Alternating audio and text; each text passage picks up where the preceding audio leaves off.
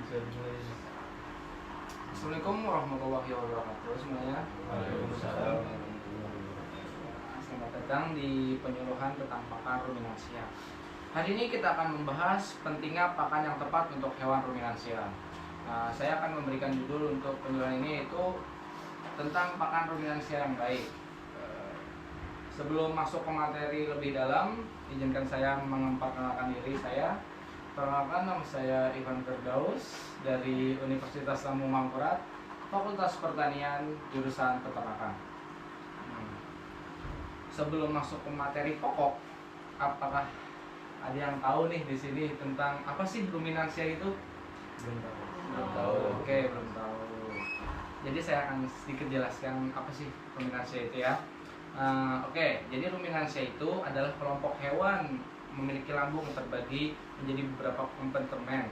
Biasanya terdiri 4 bagian: rumen, retikulum, omasum, dan obamasum.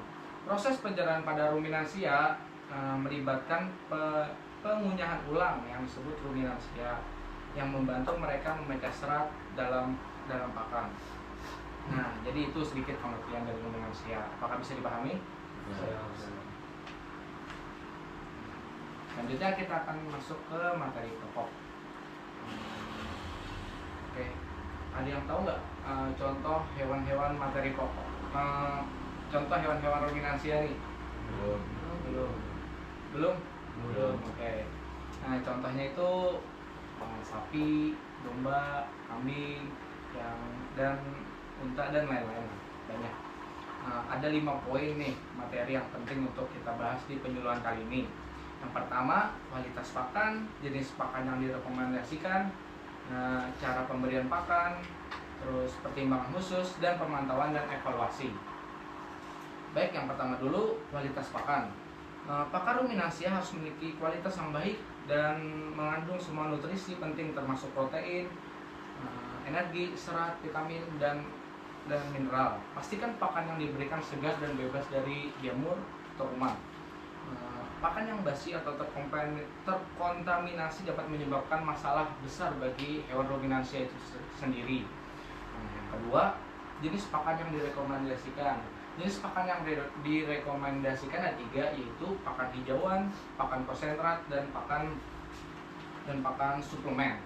Yang pertama, hijauan ini contohnya seperti rumput, contohnya rumput gajah, atau legum seperti kacang-kacangan, kacang kedelai, kacang hijau, dan lain-lain. Konsentrat, pakan padat energi seperti biji-bijian, jagung, dedak, dan lain-lain. Pakan komersial. Konsentrat diperlukan untuk meningkatkan pertumbuhan dan produksi susu. Yang terakhir, suplemen. Vitamin dan mineral sangat penting untuk mendukung kesehatan hewan. Suplemen ini dapat diberikan dalam bentuk garam mineral atau pakan khusus mengandung nutrisi tambahan. Poin ketiga, cara pemberian pakan. Cara pemberian pakan ini ada beberapa poin juga.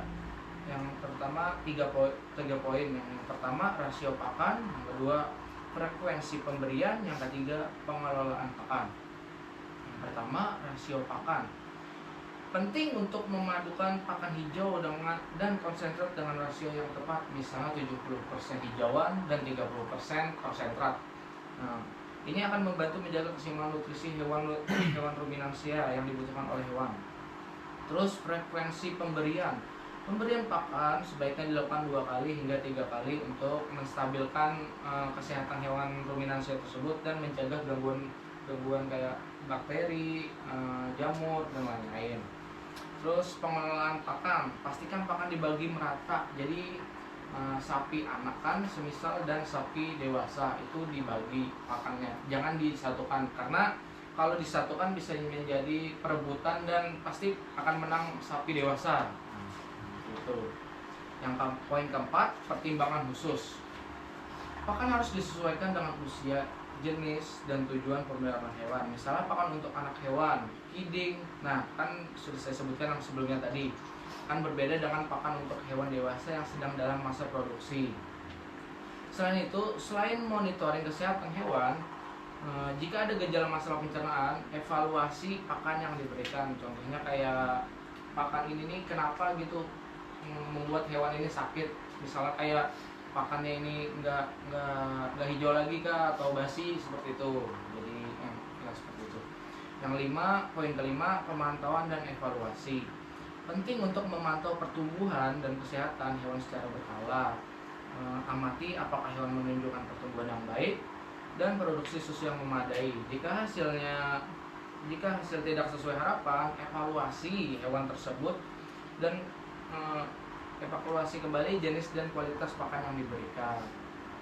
Baik, sampai di sini dulu penyuluhan saya. Saya di sini akan membuka sesi tanya jawab dari peserta penyuluhan. Apakah ada yang ingin bertanya? Izin bertanya, Mas. Oke. Apa sih perbedaan antara pakan hijauan dan pakan konsentrat? Oke. Apakah perbedaan antara pakan hijauan dan konsentrat ya? Oke, saya akan menjawab. Jadi, pakan hijauan adalah pakan yang bersifat segar, seperti rumput, daun-daunan yang kaya serat. Nah, jadi kayak rumput gajah itu rumput yang segar, daun-daunan gitu. Sementara itu pakan konsentrat adalah pakan padat yang memiliki kandungan energi dan protein tinggi. Jadi berprotein tinggi lah untuk yang konsentrat ini, seperti biji-bijian. Biji-bijiannya itu contohnya kayak kacang kedelai, kacang hijau, itu bisa jadi pakan konsentrat yang bagus untuk hewan ruminansia. Nah, jadi bisa dipahami Mas atau bisa ulang? Bisa, oke. Baiklah, kalau begitu apakah ada yang ingin bertanya lagi? Tidak. Tidak. Oke, terima kasih. Baik, kalau tidak ada yang bertanya, mungkin saya tutup penyuluhan ini tentang pakan ruminansia yang baik. Dan saya ucapkan terima kasih banyak kepada peserta yang telah berantusias sangat tinggi ini.